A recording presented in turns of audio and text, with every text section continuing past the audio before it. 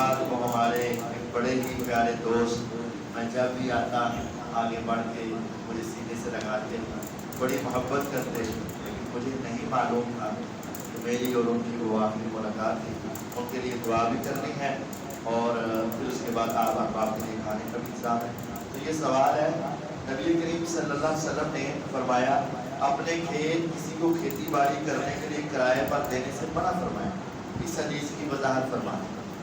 جی یہ ایک حدیث ہے، نہا رسول اللہ صلی اللہ علیہ وسلم عن قراء الارض، رسول اللہ صلی اللہ علیہ وسلم نے زمین کو ٹھیکے پر کرائے پر دینے سے منع کیا۔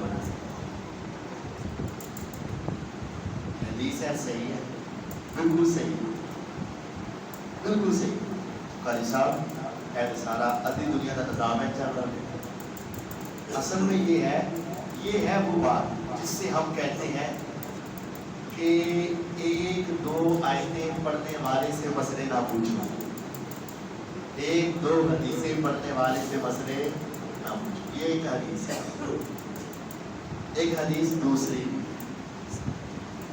جس میں رسول اللہ صلی اللہ علیہ وسلم نے ٹھیکے پر کرائے پر دینے کی اجازت دی ہے۔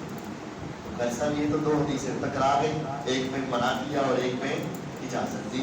ہم اگر اجازت والی مانتے ہیں تو منع والی کا ہم نے مخالفت کر دی، اور اگر منع والی مانتے ہیں تو ہم نے اجازت والی کی مخالفت کر دی۔ تیسری حدیث صحیح مسلم میں موجود ہے۔ اصل میں جو منع تھا وہ ایک خاص شکل میں منع، جو جائز ہے وہ ایک خاص شکل میں جائز ہے۔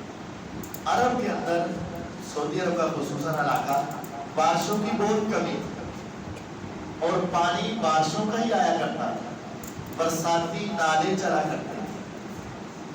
تو ہوتا یہ اس وقت عرب کا جو کرائے پر ٹھیکے پر دینے کا رواج تھا، ایک آدمی کے پاس 10 کلے زمین ہوتی تو وہ کہتا جدھر جدھر سے یہ کھال گزر رہا ہے نا، اس کے پاس 10 فٹ ساری زمین میری اور باقی ساری تیری، زمین میری ہے، مالک میں ہوں، 10 فٹ تک جتنی مطلب کھیتی ہوگی وہ ساری میری اور باقی ساری تیری۔ اب ہوتا کیا، کبھی بارشیں زیادہ ہو جاتی، پانی زیادہ آ جاتا، یہ قریب والی فصل جو ہے یہ خراب ہو جاتی اور اگلی فصل جو ہے ٹھیک ہو جاتی۔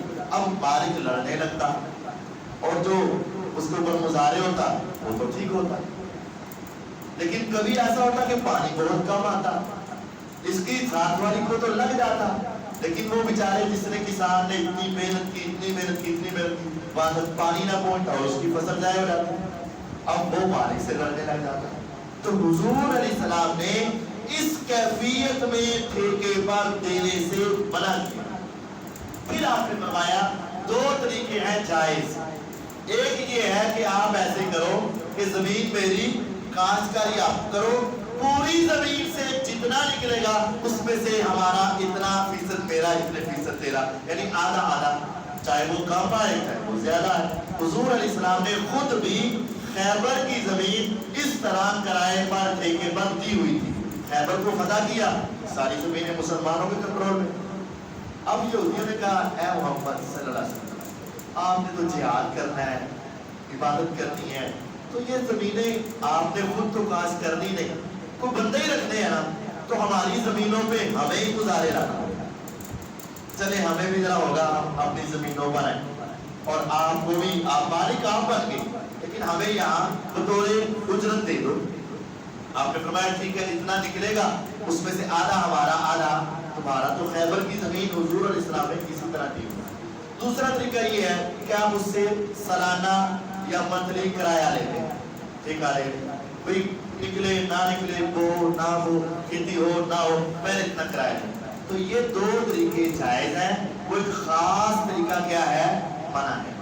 تو یہ روایت بھی آپ کے لیے ایک اس مسئلے کو سمجھنے کی بھی دلیل ہے کہ بعض لوگ آپ کو سوشل میڈیا پر نظر آئیں گے جو ایک حدیث ایک بات سناتے ہیں، بات وہ ہوتی ہے لیکن اس سے آگے کیا ہے اور اس کے پیچھے کیا ہے اور اس کا مفہوم کیا ہے، یہ آپ کو اہل علم ہی بتا سکیں گے۔ اگر آپ صرف ایک آیت یا ایک حدیث کو سمجھیں گے تو کئی جگہ پر آپ ٹھوکر کھا سکتے ہیں۔ یہ حدیث ہے، حدیث کا نمبر نکالو گے نکل آئے گی، لیکن صرف ایک حدیث کو دیکھ کر مثلا اگر آپ بیان کرو گے تو پھر آپ بہت بڑی خطا پر چلے جاؤ گے. خاص انداز میں کرائے پر دینا منع تھا. آج کا جو چل رہا ہے یہ ٹھیک چل رہا ہے, اس میں کوئی حرج والی بات نہیں. اور کوئی سوال نہیں. اللهم لك الحمد حمدا كثيرا طيبا مباركا فيه